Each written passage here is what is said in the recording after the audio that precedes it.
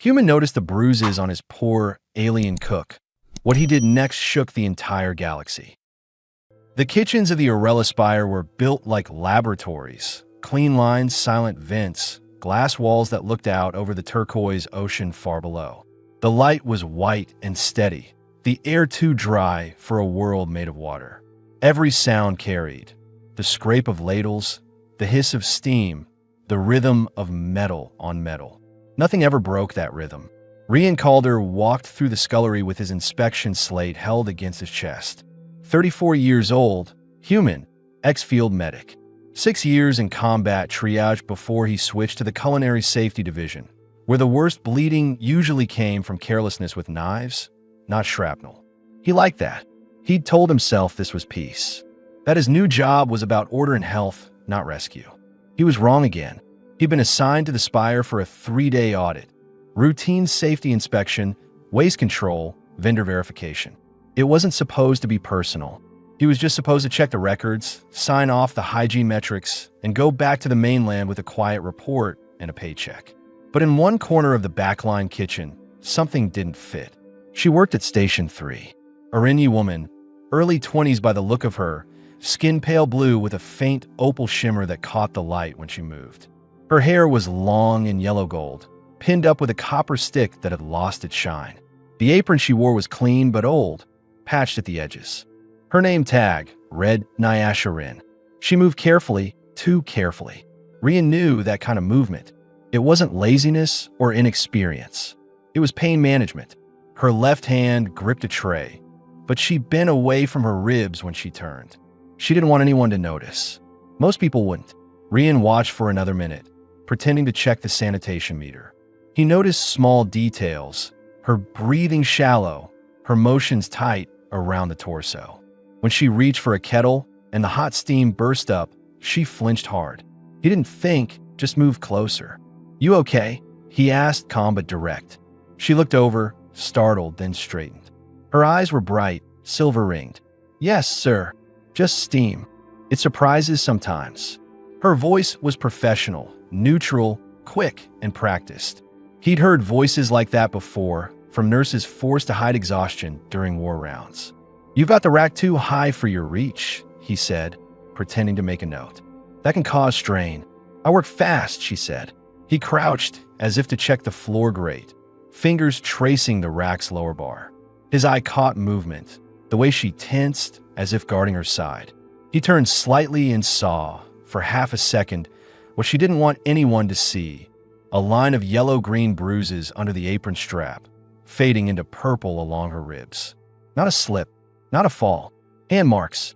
He forced himself to keep still. No reaction. Just another note on the slate. But his chest tightened, and the familiar pressure rose in the back of his skull. The old feeling from battlefield wards when he knew something was wrong, but command told him not to interfere. He'd promised himself he wouldn't break protocol again, but some promises don't hold. He stood. "You get your rest breaks?" "Scheduled," she said. 15 every 4 hours. "Do you take them?" "Depends on the load." He nodded once. "If you need the logs, I'll have them printed." "I don't need them," she said quickly. "Everything's fine." He looked around the kitchen. The others were too busy to notice her, or they pretended not to.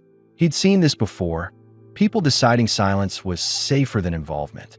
His jaw tightened. The head cook, a broad-shouldered man in a polished coat, approached with an easy smile that didn't touch his eyes. "Auditor Calder, right? Need anything else?" "First aid records," Rian said.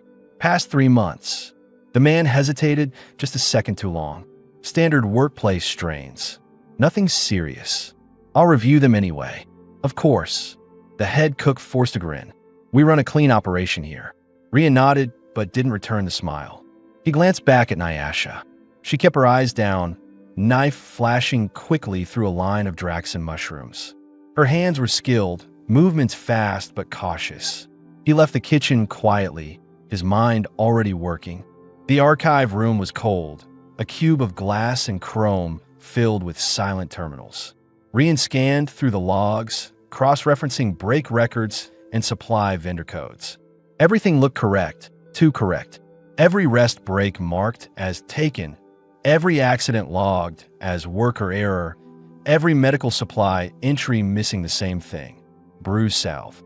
He traced the signatures on the reports. The same initials on every file: DV. Vendor: Varkin and Amp, Sons. Rian exhaled slowly, tapping the slate with his thumb. It wasn't the first time he'd seen this contractor. They provided temporary labor across the outer colonies. They were supposed to give displaced workers a new start, but their files always looked too neat, their logs too polished. He thought about Nyasha's face, blank when she lied, guarded when she moved. Her flinch wasn't fear of work. It was fear of consequence. His pulse climbed a little. He ran another search through the database for Varkan and Amp. Sons linked to injury reports. 3 other entries popped up from other colonies. Same phrases, same template: worker clumsy, incident closed. He knew what this meant. It wasn't proof yet, but it was pattern. He sat back in the chair. The glass reflected his own face. Sharp features, a few new lines, gray at the temples. He tried to trade the battlefield for kitchens and contracts, but the feeling was the same, the quiet certainty that if he didn't act, no one would. Rian tapped his slate once more and added a flag to the Varkan file. Unauthorized investigation pending. His supervisor would call it overreach. He didn't care. He returned to the kitchen before shift end. Nyasha was cleaning her station, quiet, precise. She didn't look at him when he stopped beside her. "The shelf's fixed," she said. "I know." He waited until the others moved out. "Those bruises on your ribs," he said softly. "They're not from work." Her hand froze mid-wipe. The cloth trembled slightly. She didn't look up. "You don't have to answer," he said. "I've already seen the forms. I know who signed them." Her breath caught. "If you file that, they'll reassign me. I'll lose housing." "I'm not filing it," he said. "I'm handling it." She finally looked at him, cautious but searching. "You think you can fix it?" "I don't fix people," he said. "I fix systems. Sometimes they're the same thing." For a moment, neither spoke. The hum of the vents filled the silence. Then she said quietly, "You shouldn't get involved." He gave a small, tired smile. "I've heard that before." He walked away before she could respond. Outside, night was starting to fall. The light changed from white to pale turquoise as the rain began, thin sheets moving across the bay. He paused by the balcony railing, staring down at the boats far below. The smell of brine and metal filled the air. His chest tightened again, an old ache, part anger, part memory. He'd told himself he left the medic corps because he was tired of saving people who didn't want saving. But that wasn't true. He'd left because the bureaucracy stopped him from doing it. And here it was again, different uniforms, same cruelty. He took out the slate and checked the vendor address. Pearl Docks. He decided right there. He wouldn't wait for authorization. He'd go down tomorrow morning and talk to Darren Varkin himself. He looked back through the glass wall. Nyasha was still at her station, wiping the counter for the 3rd time, pretending the bruises didn't exist. Rian's jaw clenched. "Not this time," he muttered. Then he turned, pocketed the slate, and walked toward the lift, the rain's reflection sliding over his face like cold light. The audit wasn't over anymore. It had just become personal. The rain never stopped on Aurelis Mare. It only changed shape, thin mist at dawn, sheets of turquoise water by night. By morning, the air over the Pearl Docks was heavy with salt and the burnt oil smell of frying seaweed cakes. Vendors shouted prices over the hiss of steam engines.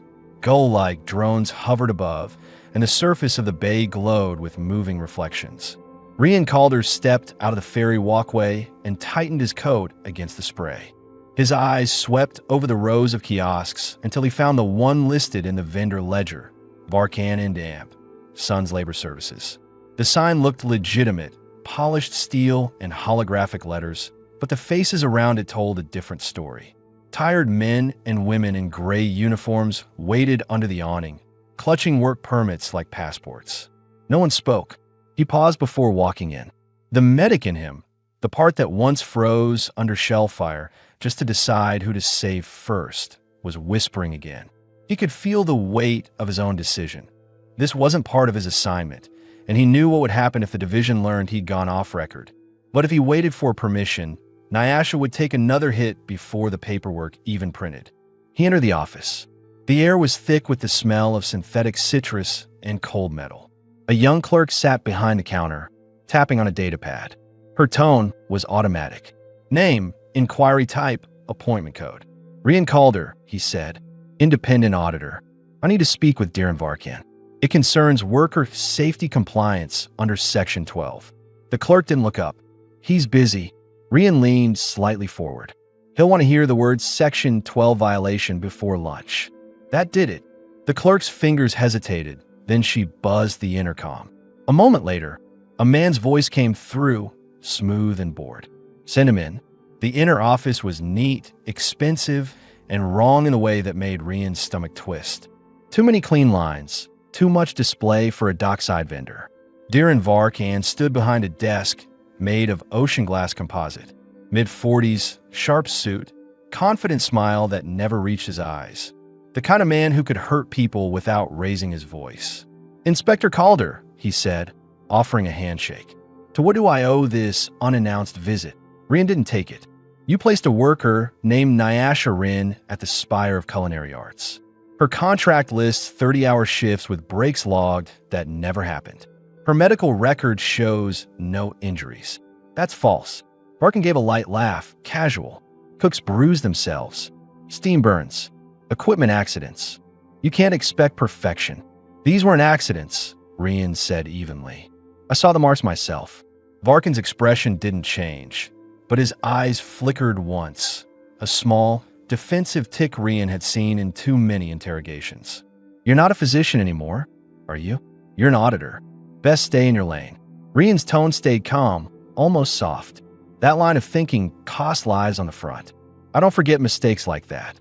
The room went quiet. Outside, the sound of rain against the glass filled the space. Varkan smirked, breaking the silence. You're wasting your breath. Laborers like her don't file complaints because they can't afford to. I provide jobs. You want to ruin that? Fine. But understand what happens next. She'll be blacklisted. That's the system you work for. Rian felt his hands tense at his sides.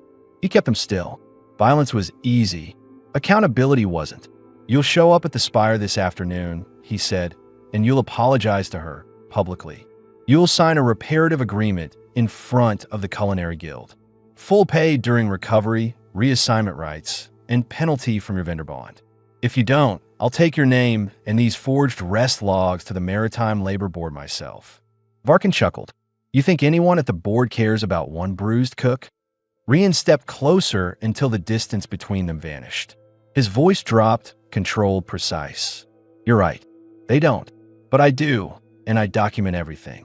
If I release these files with your signature into the public record, your company will lose every major contract in a Relis mare within 48 hours. Varkan opened his mouth, then shut it again.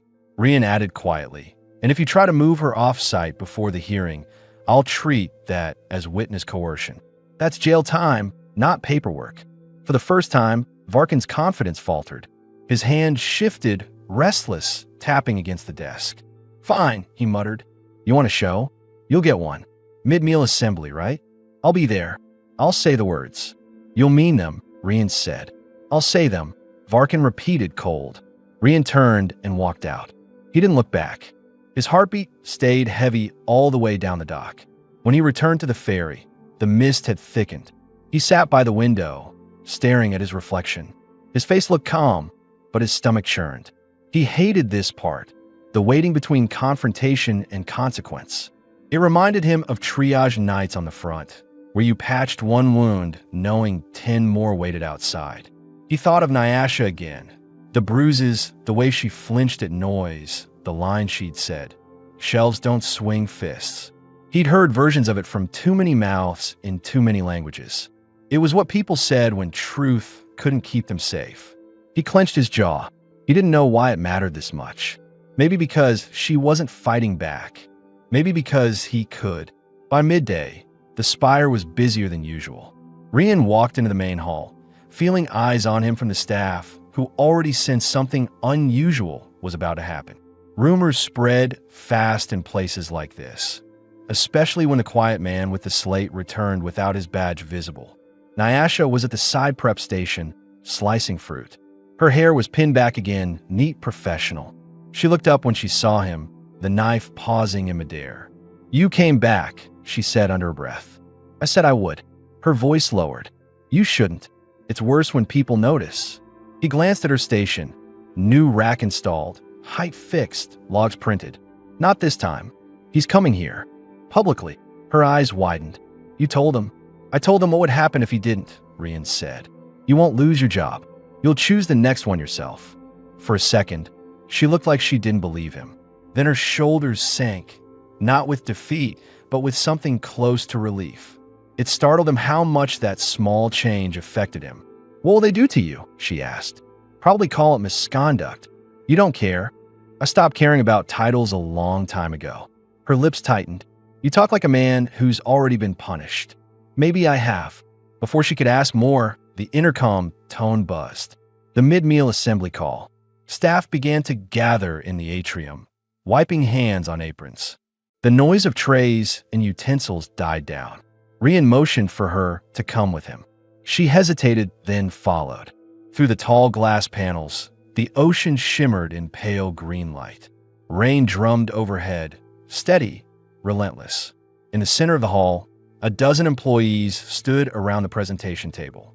Rian's stomach tightened as Darren Varkan entered from the opposite corridor, still polished, but not as perfect as before. His jacket collar was damp, and his confident smile had turned thin. The head cook frowned, whispering to a colleague. No one dared to speak louder. Rian stepped forward, slate in hand. Per Section 12 of the Maritime Labor Code, the following vendor has been found to falsify worker rest logs and safety records. All evidence has been submitted to the Guild Review Board. Murmurs rippled through the staff. Varkan shifted uneasily. "I'd like to address the incident directly," he said. Rian looked to Nyasha, giving her a slight nod. "Stand beside me." She did, barefoot now, apron removed, wearing a simple dark work dress. The color made the fading bruises at her collarbone visible, not hidden. That detail alone silenced the room. Varkan cleared his throat. "Miss Rin," he began, voice tight, "I regret any harm that occurred under my company's supervision. The records were—" "Say it clearly," Rian interrupted. His tone stayed calm, but everyone could hear the authority in it. Varkan exhaled through his nose. "You were mistreated. You were not protected. I apologize." No one spoke. The sound of the rain filled the silence again. Rian turned to Nyasha. "You can respond if you want." Her hands trembled slightly, but her voice held steady. "You told me to work faster when I could barely stand. You said I bent easily so I could bend again. You thought no one would care." She looked at him directly. "Now they do." Varkan's face went pale. Rian placed the slate on the table and recorded the final acknowledgement, stamping the reparative clause digitally. It was done. When the crowd dispersed, Nyasha stayed by the window. Her breathing was uneven, eyes glassy. "You shouldn't have done that," she said softly. "He'll hate you now." "I can live with that," Rian said. She turned toward him. "And me?" He studied her expression. Fear, confusion, exhaustion. "You don't owe me anything." "I know," she said, but her voice caught on the words. He handed her a small access card. "Temporary housing, quiet wing. 60 days. There's a kettle and some real food in the unit. Take it." Her hand hovered over it, hesitant. "Why?" "Because you shouldn't have to heal where you were hurt." She took the card. Her fingers brushed his small, deliberate contact. "And you?" "I'll file my report. Might lose my contract." "Then what?" He gave a faint, tired smile. "Then I cook." Her laugh was small, real. "You can't even hold a ladle right." "I'll learn," he said. For the first time, the tension around her eyes broke. She looked down at the card, then back at him. "You already did enough. You can stop now." He met her gaze, steady. "No, I don't stop halfway." Outside, lightning cracked across the ocean horizon, lighting the water in pale blue fire. Inside, the two of them stood by the glass, silent, the storm reflected in their faces, one recovering, one remembering why he ever tried to help at all. For the first time since leaving the medic corps, Rian Calder didn't feel like he was patching a system. He felt like he was saving a person. And for the first time in her life, Nyasha Rin felt seen. Rain drummed on the glass walls of the spire that night. a slow rhythm that filled the empty halls after the workers had gone. The kitchens were silent now, only the soft hum of cooling vents and the faint hiss of rain against metal. Rian stayed behind, finishing the official report. His slate screen glowed faint blue in the dim light, lines of text scrolling as he verified that the reparative contract had been entered into the guild archive. It was done. Varkin's name was public record now, stripped of prestige, forced into compliance. There would be consequences, maybe even retaliation if the man had friends in the right offices. Rian knew that. He'd weighed it before acting. Still, the same question played in his mind. What if this wasn't enough? He rubbed his eyes and leaned back against the counter. The fatigue wasn't just physical. He'd been through this before, different faces, different systems, but it always ended the same way. One small victory against an ocean of indifference. And yet, when he pictured Nyasha's face during the hearing, how her voice had stayed steady as she spoke, he felt something shift inside him. A reminder that small victories were the only kind that ever truly mattered. He closed the slate and exhaled, the air fogging slightly against the cold glass. It was late. Most of the lights across the spire were out. Only the kitchen wings still glowed faintly under the emergency strips. He gathered his things and stepped into the corridor. As he passed the side window, movement caught his eye. Down below, in the service courtyard, a single figure walked through the rain, carrying a small bundle. Pale skin, long yellow hair. Nyasha. He hesitated, then went after her. The elevator opened into the service level, where the smell of salt and machine oil was strongest. Rain slanted through the open doors as she crossed toward the transit walkway, her clothes damp, hair clinging to her shoulders. The bundle she carried was just a folded apron and a copper hairpin wrapped in cloth. "You should be home by now," he said, stepping closer. She turned, startled but not frightened. "I was," she said quietly. "Just came to return this." She held out a small key card, the one he'd given her earlier. Rian frowned.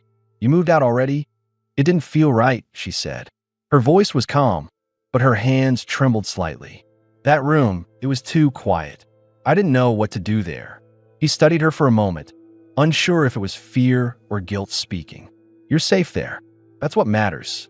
"Safety isn't the same as home," she said. The words caught him off guard. He'd heard similar things before, from refugees after the war, from workers he'd treated who couldn't sleep without the noise of machines nearby. She wasn't ungrateful, just lost between exhaustion and unfamiliar peace. He took the keycard from her hand and turned it over. "You don't have to leave," he said. "You earned that space." "I didn't earn anything," she said, looking down. "You did." Rian shook his head. "I didn't take those hits." "You did." She looked up at him then, and for the first time, there was anger behind her eyes. Not at him, but at the weight of her own survival. "You don't understand," she said. "When someone treats you like a thing long enough, you start to measure yourself by what they want. When it stops, there's nothing left to measure. That's what I feel now. Nothing." He stepped closer, voice low. "Then we'll start with something small." She blinked. "Like what?" "Dinner."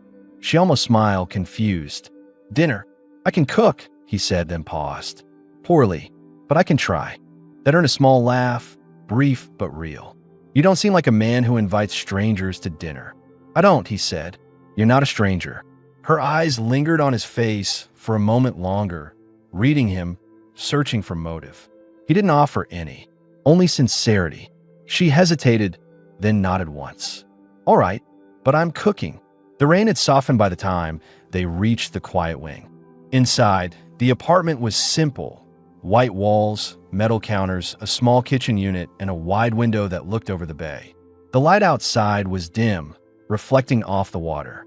Nyasha hung her soaked apron by the door and moved to the counter with quiet confidence. Rian watched her set out ingredients from a box he hadn't touched since moving in. Varan root, Refox flank, a bottle of Kelry leaf oil. She moved differently now. The stiffness in her shoulders had faded, her motions smoother. She was in her element here. "You've done this a lot," he said. "Cooking is easy," she replied without looking up. "It doesn't ask questions."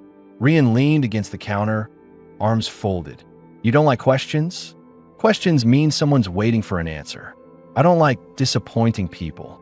He studied her face as she spoke, the way her jaw tensed when she focused, how her voice softened when she measured spices. She was guarded, but not unreachable. As the food sizzled, the smell of celery oil filled the air, sharp, green, slightly sweet. It reminded him of old camps near the coast, where soldiers would steal herb from the shore to flavor rations. He hadn't thought about that in years. When she plated the food, it looked simple but perfect. Thin slices of seared refox over varan mash, sprinkled with crushed sea salt. She placed one plate in front of him and sat opposite. He took a bite. You weren't lying. Her expression softened slightly. You're chewing wrong, she said. I'm chewing. Too slow. It makes you look suspicious. He laughed quietly. I'm auditing the flavor. You're impossible, she said, shaking her head. They ate in silence for a while, the rhythm of rain filling the gaps. Rian noticed how she kept glancing at the door, as if expecting someone to enter. Habit, he realized. People who lived under fear never trusted quiet spaces. He tried to shift the topic. You said you came here from off-world. Which colony? Her fork froze midair. Orin Theta, coastal sector. He nodded slowly. That region had collapsed during the trade embargo 2 years earlier. Tens of thousands displaced. You left before it fell? No, she said. After. My family didn't make it. I did. Her tone was flat, almost clinical, but her hands tightened around the fork. Rian said nothing. He just listened. They promised us housing, she continued after a pause. The labor company said we'd work 3 months, then earn placement rights. It's been 2 years. 2 years in kitchens like that. Worse, she said. That one was the first with windows. Rian's chest tightened. He looked at her hands, calloused, thin, small scars around the knuckles. She'd survived by turning every skill into obedience. Now he wanted to give her something else, something that wasn't another order. You don't have to stay there anymore, he said quietly. I can talk to the guild, find you a permanent position. She shook her head. I don't want charity. It's not charity. It's correction. Her lips parted slightly, uncertain. You talk like you still wear a uniform. Old habits, he said. They finished the meal in quiet reflection. When the plates were cleared, she rose and looked around the room. You live here alone? Always. No family. Not anymore, he said. He didn't elaborate, and she didn't ask. She ran a hand over the countertop, eyes tracing the details, the clean lines, the empty shelves. It's too clean, she murmured. No smell of life. I'm rarely here long enough to make one, he said. She looked at him again, expression softer now. You're strange, Rian called her. You act like helping me was a job, but you look at me like it wasn't. He met her eyes. Maybe both can be true. For a moment, the air between them felt different, warmer, heavier. She broke it first, stepping back. You should rest. It's late. He nodded but didn't move. Stay here tonight. The rain's picking up again. She hesitated, watching him carefully. There was no force in his voice, no command, only concern. She finally nodded. Just for the night. Fine by me, he said, turning toward the small cabinet to find her blanket. When he returned, she was standing by the window, looking out at the rain. Her reflection against the glass looked fragile but alive. What are you thinking? He asked. That maybe I'll wake up tomorrow and it'll all be gone again, she said softly. The apology, the food, the quiet. It won't, he said. How do you know? Because I'll still be here. She turned her head toward him, the faintest trace of a smile touching her lips. You sound sure. I am. He placed the blanket over the couch and dimmed the lights. For a long moment, neither spoke. The ocean murmured below the spire, steady and endless. When he finally went to his room, he paused at the doorway, looking back one last time. Nyasha had curled up on the couch, her hair loose now, her breathing slow. The rain reflected faint gold on her blue skin, soft and human in its simplicity. Rian watched her for a few seconds longer, then turned away. For the first time in years, the silence in his apartment didn't feel empty. It felt earned. Morning light spread slowly across the quiet apartment, thin and silver, filtered through the rain-streaked glass. The sound of the ocean below was steady like breathing. Rian stood at the counter, pouring hot water through the filter, the scent of Froland seed coffee filling the room. He hadn't made it for anyone else in years. Behind him, he heard a small sound, the shuffle of fabric, the soft crack of a couch spring. Nyasha stirred, sitting up under the blanket he'd left. Her hair was loose, her eyes half-lidded from sleep. For a second, she looked confused, disoriented by the absence of noise, the kind of confusion that came from waking somewhere safe after too many nights without it. Rian turned slightly. "There's coffee," he said, his voice low, careful not to startle her. She blinked, then nodded, brushing hair from her face. "I don't usually drink it," she said. "Then it's a first," he said. "No inspection today.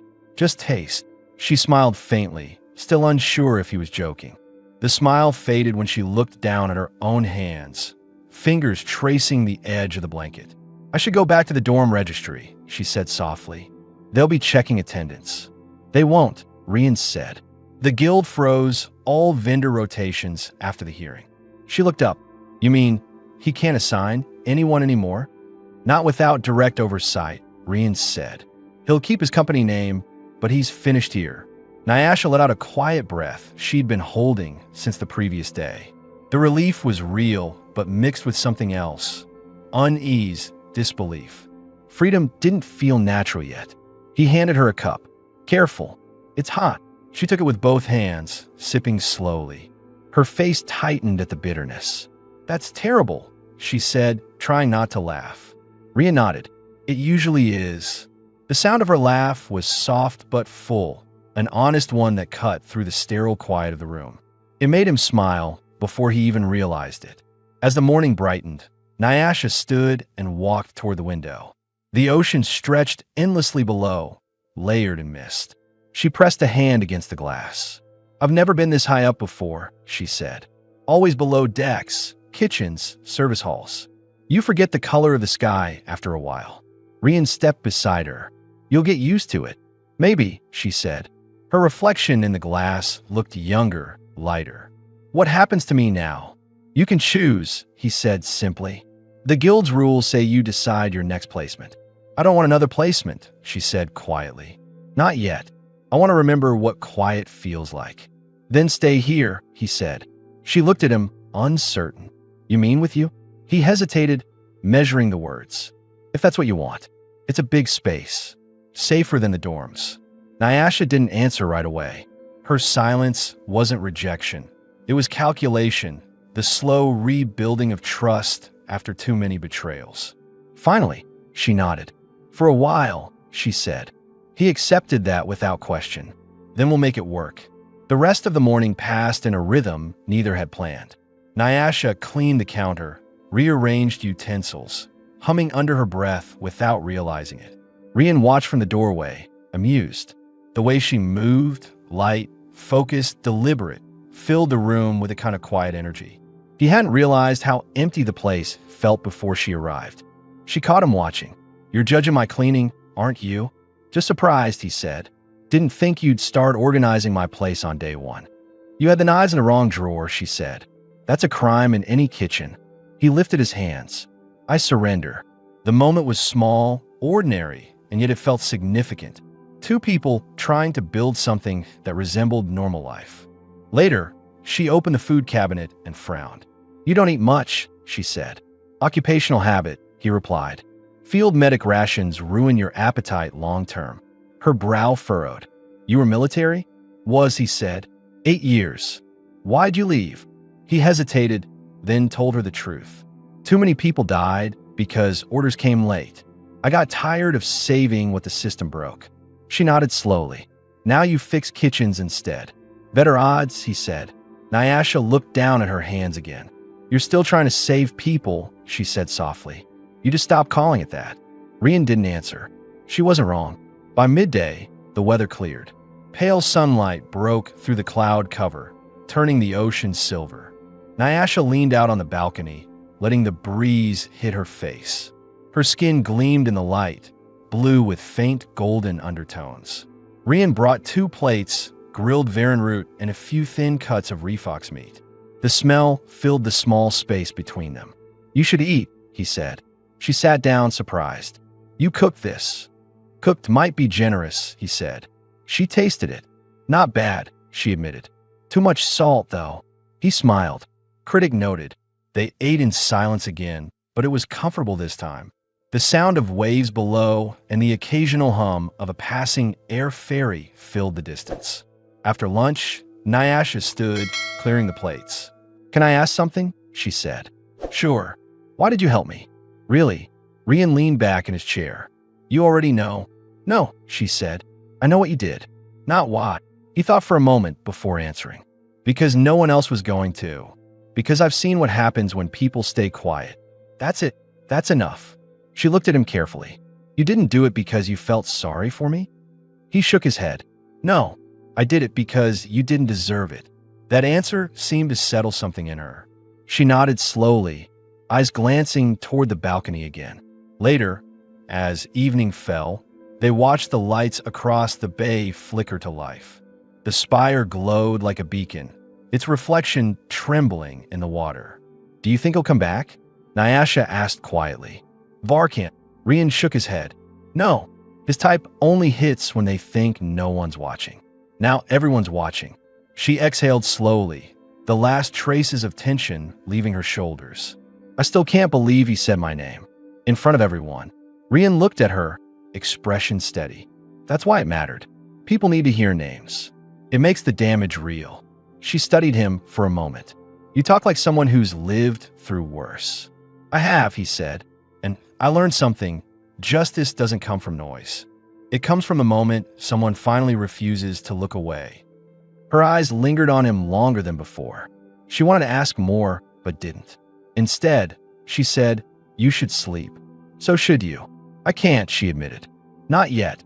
The quiet feels too heavy.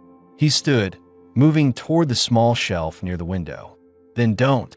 Sit with me a while. They sat side by side, the rain starting again, faint and rhythmic.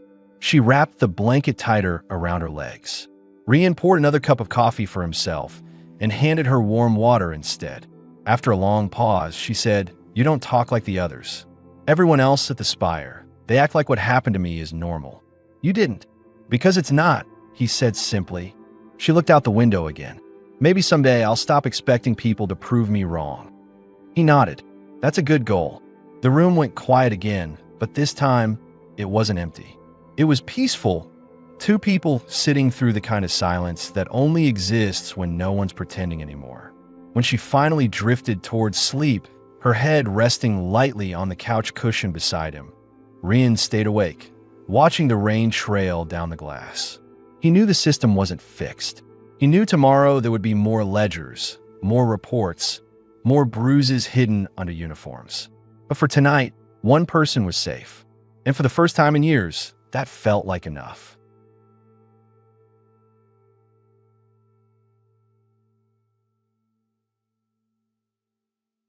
The storm returned by morning, hammering the spire in long gray waves. Water streamed down the glass panels like a living curtain. Inside, the apartment glowed warm and dim, lit only by the soft reflection of the kitchen's display strip. Rian was awake before dawn. Years of field work had carved the habit into him. Wake, assess, move. He'd already cleaned the counters and set 2 mugs to warm. He wasn't sure why he cared to make it feel domestic. Maybe because it was the first morning in years that didn't start with a checklist or an inspection order. Nyasha was still asleep on the couch. She'd shifted during the night, the blanket tangled around her legs, her hair spilling across the cushion like threads of pale gold. She looked peaceful, but not entirely at ease. Her hands were half clenched, the kind of tension that stayed even in sleep. He moved quietly, not wanting to wake her, but she stirred anyway. Her eyes opened, confused for a heartbeat before she remembered where she was. Then her shoulders softened. You don't sleep much, do you? She asked, voice low and rough from rest. Old habit, he said. Too many nights with alarms and sirens. It gets hard to trust silence. She sat up, wrapping the blanket around herself. I know that feeling. I figured, he said. You sleep light. Because I had to, she said simply. Noise meant danger. Quiet meant waiting. Rian turned, pouring the warm water over the furling grounds. Coffee. She nodded, smiling faintly. It still tastes terrible, doesn't it? Absolutely. He handed her a cup. But it's hot. She sipped it and grimaced, laughing quietly. The sound filled the room with something alive. After breakfast, she walked to the window again, watching the storm churn below. You said you used to be military, she said. What was it really like? He leaned against the counter, folding his arms. Mostly boredom and mud. The parts people don't write songs about. And the rest? He hesitated before answering. The rest was noise. Injuries, panic, orders shouted too late. You stopped counting after a while. Were you a fighter? No, he said. Medic. I fixed what fighting broke. She turned from the window, studying his face. And who fixes you? He smiled faintly. No one's volunteered yet. Her eyes softened. Maybe someone should. He looked at her for a moment before glancing away. Maybe. The air between them felt heavier then, charged but calm. She didn't move closer, but she didn't step back either. By late morning, the rain eased into mist. Rian suggested they go down to the lower deck for supplies. She hesitated at first. Years of conditioning had trained her to stay out of sight, but he assured her the vendor had no authority there anymore. The elevator ride down was quiet. She kept close to him, not out of fear, but because the crowd made her uneasy. Workers in gray uniforms passed by, eyes tired, some curious when they noticed her. A few recognized her face from the hearing and whispered, but no one spoke loud enough for her to hear the words clearly. At the supply market, stalls lined the narrow corridor. Steam from fryers mixed with the metallic tang of wet air. Vendors called out deals on dried kelp, varan roots, and synthetic meat. The noise was constant, alive, almost comforting. Nyasha stopped at a spice stall, her fingers brushing over glass jars. These are real, she murmured. Not printed. Imported from Orvan Bay, Rian said. Cost too much, but worth it. She lifted a jar of Zyron pepper flakes and inhaled. Her expression softened into something close to wonder. Smells like home, she said quietly. Rian watched her, realizing how little he knew about where she came from. You miss it. Her eyes stayed on the jar. Sometimes. But missing isn't the same as wanting to go back. There's nothing left there. He nodded, respecting the finality in her tone. He bought the jar anyway and handed it to her. Then let's bring a piece of it here. She looked at the jar, then at him, unsure how to respond. You don't have to. I know, he said. I wanted to. Her eyes flicked away, but not before he saw the gratitude she was too careful to show. They took the ferry back to the upper decks, carrying small bags of supplies. Real bread, dried herbs, a packet of Arini salt crystals she'd quietly added to the list. When they returned, Nyasha took over the kitchen again. Sit, she said, motioning to the table. I thought you'd want a break, he said. I did, she said. Now I want to cook something that tastes like a reason to stay alive. The words caught him off guard. She said them lightly, but they carried weight. He sat. She worked fast, hands sure and graceful. The smell of sautéed varan root filled the room, mixing with the pepper's sharpness and the salt's metallic sweetness. When she plated the food, thin cuts of refox seared golden, served with roots and spice sauce. Rian was almost reluctant to eat it. He took one bite. The taste was sharp, rich, layered. Real. You're hired, he said. I already work for myself, she replied with a small smirk. They ate quietly, the sound of rain muffled against the glass. Rian realized something then. This was the first meal in years that didn't taste like duty. After they finished, Nyasha cleaned the dishes, humming softly.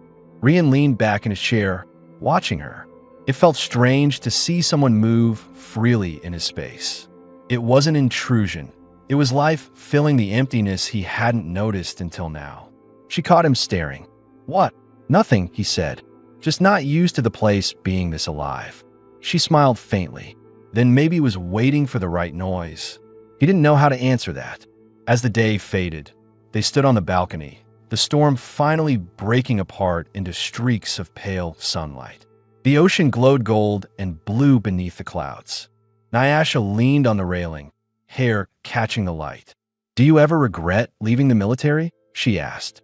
Every day, he said, and not once. She looked at him. That doesn't make sense. It's not supposed to, he said. I regret what I had to do, but I don't regret stopping. She nodded slowly, understanding more than she said. You don't like watching people get hurt. I've seen enough of it, he said. You start thinking pain is permanent. Then you see someone like you, someone who survives, and you remember it isn't. Nyasha turned her face toward him, the wind catching her hair. You make it sound easy, she said. It's not, he replied, but it's worth trying. The wind grew softer, carrying the faint scent of salt and smoke from the lower docks. For a long time, neither spoke. They just stood there, two people from different worlds, sharing the same silence without needing to fill it. When they went back inside, Nyasha paused by the doorway. You know, she said, I never thought I'd see someone like you in a place like this. Someone who still believes people can change. I don't believe everyone can, Rian said. Just enough of them. And you think I'm one of them? I know you are. Her lips parted slightly, as if to argue, but she stopped. Her gaze softened, and she looked away before her expression could betray too much. Good night, Rian, she said quietly. Good night, Nyasha. She walked to the couch again, this time without hesitation. As she settled in, Rian watched the reflection of the rain fade into the night. The spire outside glowed like a beacon again, but inside it felt smaller, warmer, alive. He realized then that he wasn't protecting her anymore. She didn't need protection. What she needed, what they both needed, was a reason to stay. The next morning came with soft light and the low hum of the spire's ventilation system. The rain had slowed to a drizzle, painting faint silver lines across the windows. Rian was already awake, sitting at the small kitchen table with his slate open. He was rereading the guild updates. Varkin's company had officially been suspended from further labor contracts. It was the quiet kind of justice he'd hoped for. No speeches, no applause. Just a rule quietly rewritten because one person refused to ignore what he saw. He turned off the slate when he heard her voice. Do you always read before sunrise? Nyasha stood at the doorway, barefoot, wrapped in a plain gray blanket. Her hair was a tangle of gold down her back, her eyes still heavy with sleep. She looked softer in the morning light, less like the disciplined kitchen worker, more like the woman behind all that restraint. Only when I can't sleep, he said. The silence gets too loud. She smiled faintly. Then maybe it's not silence. Maybe it's just peace, and you don't know what to do with it. He met her eyes, amused. You sound like someone who's been thinking. I think too much, she said, walking to the counter. It's how I survived. Thinking before anyone asked. She reached for the kettle, filling it with filtered water. Can I cook? You don't have to ask, he said. I do, she replied quietly. Old habits. Rian nodded. Then yes, you can cook. She smiled, small but genuine, and began setting out ingredients from the crate they'd bought yesterday. The Varan roots, dried sea herbs, and a small packet of Arini salt crystals she'd insisted on. As she moved, the light caught the faint bruises still healing on her ribs and shoulder. They were fading, replaced by the slow bloom of new color in her skin. He tried not to stare, but she noticed anyway. You can look, she said simply, not with shame, but with acceptance. They're just marks now. He nodded once. They'll fade. I'm not sure I want them to, she said, chopping the herbs. They remind me that I'm not there anymore. He didn't respond. He didn't need to. By the time she plated breakfast, root slices fried in sea herb oil, thin cuts of refox meat glazed with salt foam. The room smelled alive. He sat across from her, fork in hand, watching her eat first. You really don't trust my cooking, she said, smirking. I like to let the expert test for poison, he said. Her laugh was quiet but warm. You're terrible at jokes. Probably, he said. They ate in easy silence for a while. The world outside was calm. The docks glimmered faintly in the distance, and a few air ferries traced white lines across the horizon. It almost felt like normal life, something he hadn't known he missed until this exact moment. After breakfast, she stood at the window again, holding her cup. You said yesterday that justice doesn't come from noise, she said. Did you always believe that? No, he said, leaning back in his chair. Once, I believed you could fix things by force. I thought if I was loud enough, someone would listen. And did they? Sometimes, but not for long. She turned, her expression softer. You sound tired of fighting. I'm tired of watching people learn the same lessons too late, he said. But no, I'm not done. Her eyes met his. You don't know how to stop, do you? He smiled slightly. Neither do you. She tilted her head, acknowledging it. Fair. The air between them shifted. Not heavy, just aware. The kind of quiet that didn't demand words. A soft alert pinged from the slate. Rian frowned and glanced at the message. It was from the Guild Liaison Office. Request for testimony confirmation. Case reference. Nyasha Rin. Labor violation resolution. He hesitated. Nyasha noticed. What is it? Formal statement follow-up, he said. They're verifying details from yesterday's hearing. Do they need me? They might, he said. You'll have to confirm the abuse was personal, not procedural. Her hands tightened around the cup. And if I say the wrong thing? They can't touch you now, he said firmly. You're protected under Reparative Clause 12. But protection ends when no one's watching, she said. You know that. He sighed, nodding. They'll be watching. That answer seemed to settle her nerves, but not completely. She placed the cup down, stepping closer to him. You mean that, don't you? You actually mean it. I don't say things I can't back up, he said. She studied him a long moment, then reached out, touching his wrist lightly. You don't look like a man who's used to being believed. He looked at her hand, small, steady, warm against his skin. Neither do you. She smiled faintly. Maybe we can learn together. The moment lingered longer than either expected. She drew her hand back slowly, but her eyes stayed on his for a heartbeat too long before turning away. By midday, the guild courier arrived to collect Nyasha's statement. The process was short, procedural. She sat at the small table, answering questions into a recording lens. Rian stood nearby, arms crossed, silent but present. Every time her voice wavered, he gave a small nod, steady, reassuring.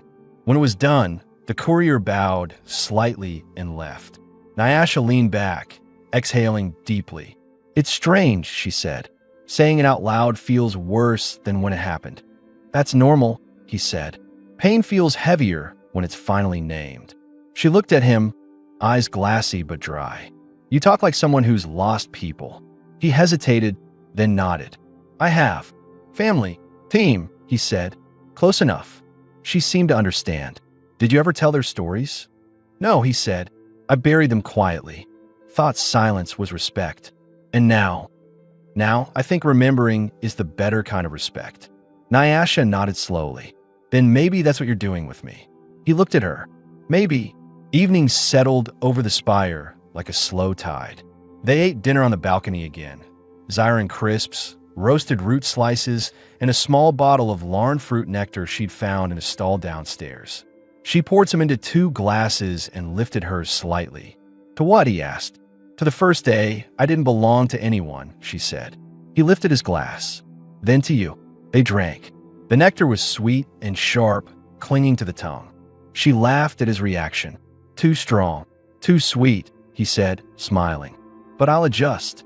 As darkness deepened, the city lights shimmered across the water below. The silence between them grew softer, easier. Nyasha leaned against the railing, her voice quiet. Do you ever wonder if people like us, those who help, those who survive, are just waiting for the next disaster? He thought about it. Maybe, but I think the waiting is what keeps us human. It means we still care enough to notice. She turned toward him. And if nothing bad happens? Then we cook, he said. She laughed again, shaking her head. You're terrible at poetry. Good, he said. I'm aiming for real. When the rain began again, she didn't move inside right away. She tilted her face toward the drizzle, eyes closed, letting it touch her skin. It's warm, she said softly. Rian watched her, the faint light from the apartment outlining her shape. The smooth blue of her skin, the golden shimmer of her hair, the calm on her face that hadn't existed before. You know, she said quietly, for the first time in years, I don't feel like I'm waiting for something terrible to happen. He stepped closer, his voice steady. Then maybe we're finally in the right place. She looked up at him, rain beads sliding down her cheeks. Maybe, she whispered. They stood there, the city alive around them, the sound of water and wind mixing with quiet breathing. Rian didn't touch her. He didn't need to. The connection between them was already there, real, unspoken enough. When they finally went inside, Nyasha turned to the doorway. Rian, yeah, thank you for not turning away. He met her eyes. I couldn't. She gave a small nod, then walked to the couch. Rian watched her settle under the blanket before he turned off the lights. Outside, the storm continued. Inside, the world finally felt balanced. Two people who had learned to breathe again. And for the first time in years, Rian fell asleep without waiting for an alarm. The following days fell into rhythm, simple but steady. Rian and Nyasha lived in quiet synchronicity. Coffee in the morning, work inspections in the afternoon, dinner shared over small talk that didn't need to mean much. The noise of the city faded to background hum, replaced by small, human sounds. The scrape of forks, the clink of cups, the shuffle of bare feet across tile. It wasn't romance yet. It was something quieter, recovery learning its own language. Rian still worked with the guild, though his new reports were deliberately smaller, less confrontational. He didn't need more enemies. He'd already made one powerful enough. But he couldn't stop noticing things. Workers limping, supply crates mislabeled, apprentices covering bruises with sleeves. He logged every detail quietly, feeding it into the network that now included other inspectors who'd read his case and followed his method. The movement had started without him meaning to. One public apology had become a precedent. His name was now attached to a rule. He didn't mention it to Nyasha. He didn't want her to feel like a symbol. Most mornings, she was the one who filled the silence. She'd hum while slicing fruit, speak to the air about recipes, spices, and textures. Her accent softened when she spoke Oreni words, like Syra for salt, Dren for steam. He liked listening to it. It made the sterile kitchen feel alive. But one morning, she was quiet. Too quiet. He looked up from his slate. She was standing by the window, arms crossed, staring at the ocean. The sunlight cut across her skin, making it glow faintly gold blue. Bad dream? He asked. She didn't look back. Just thinking. He closed the slate and leaned back. That's usually my line. I keep wondering what happens now, she said softly. When I stop talking about the hearing. When I stop being the girl who got her apology. What's left after that? You live, he said simply. Is that enough? It has to be, he said. No one tells you how heavy freedom feels after you get it. She turned then, eyes searching his face. You talk like someone who's carried it longer than he wanted. I have, he admitted. Does it get easier? He thought about it. No, you just get better at holding it. She nodded slowly, as if filing that away. Later that day, they went down to the dockside market again. The rain had stopped, replaced by bright salt air and the buzz of engines. Nyasha wore one of his shirts now, a soft gray one that hung loose on her frame, sleeves rolled above her elbows. It wasn't planned, but she hadn't given it back, and he hadn't asked. They walked side by side through the stalls, stopping for fresh herbs and refox cuts. The same vendors who'd once ignored her now greeted her by name. Respect born from public memory. The air smelled of fried kelp and citrus glaze. At one point, a small boy selling roasted seed cakes waved a tray in her direction. Miss Nyasha, the lady from Aspire. She blinked in surprise. You know me? He grinned. Everyone knows you. My mother says you made a bad man say sorry. Rian watched the exchange, trying not to smile. Nyasha crouched down slightly, meeting the boy's eyes. Your mother's kind, but no one should have to make anyone say sorry. The boy thought about that, confused, then nodded like he understood anyway. Do you want one? I'll give you extra. She smiled. How much? He frowned, then looked at Rian. Half a credit?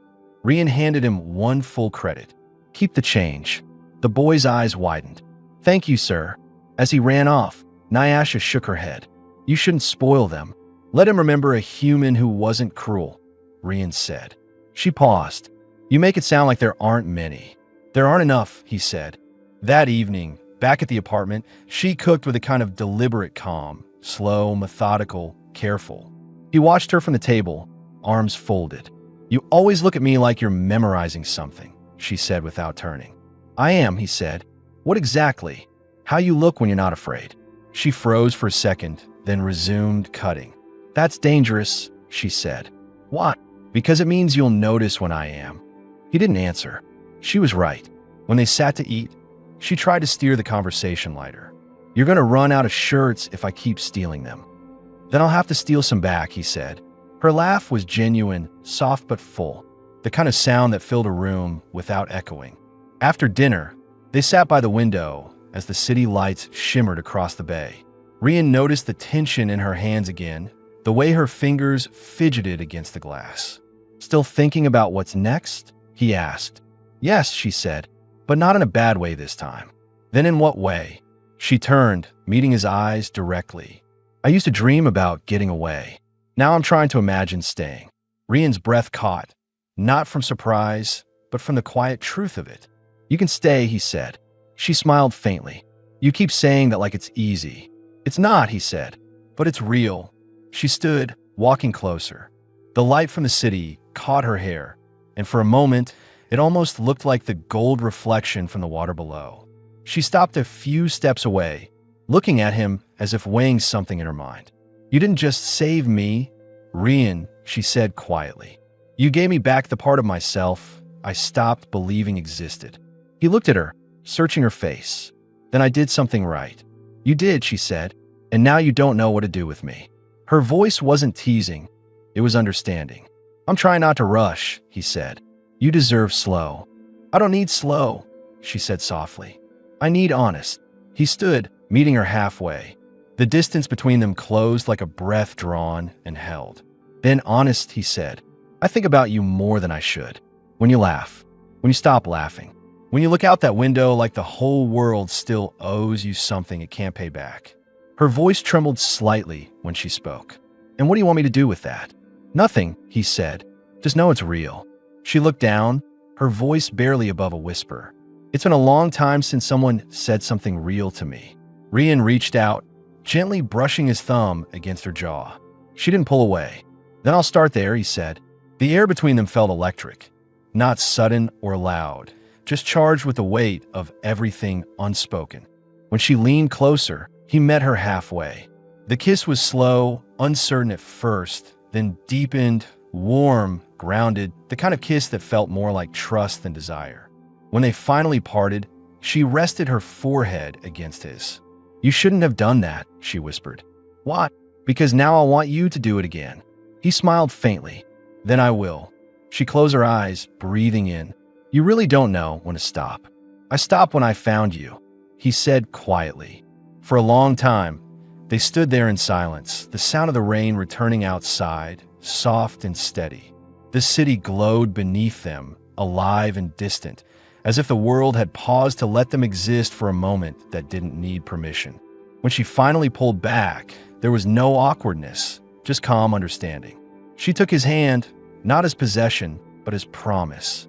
Then maybe, she said, her voice steady, this is what it means to stay. He nodded, fingers tightening around hers. Yeah, he said, it's exactly that.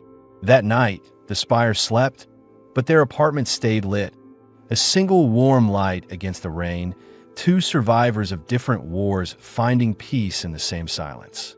The sun rose pale and gold over Aurelis Mare, its reflection rippling across the turquoise water. The storm had finally broken for good. The city below the spire shimmered in quiet calm. Ferries gliding between piers, gull-like drones tracing silver arcs through the clear morning air. It was the first truly peaceful dawn either of them had seen in months. Rian woke to the faint sound of movement from the kitchen. The smell reached him before the sound did. Salt, heat, and something sweet underneath, like roasted larn fruit. He sat up slowly, running a hand across his face. His muscles still remembered warm mornings. Wake, check, move. But this morning, there was no urgency. No reason to run anywhere. Just the quiet rhythm of her cooking. He followed the smell to the kitchen doorway. Nyasha stood barefoot on the tile, wearing one of his shirts again, rolled sleeves, him brushing her thighs, hair still damp from shower. The sunlight cut across her back as she moved between stove and counter. She didn't see him at first. She was humming softly in her own language, an Iranian melody, low and even almost hypnotic. For the first time, he thought she looked completely unafraid. You're up early, he said finally. She turned, smiling a little.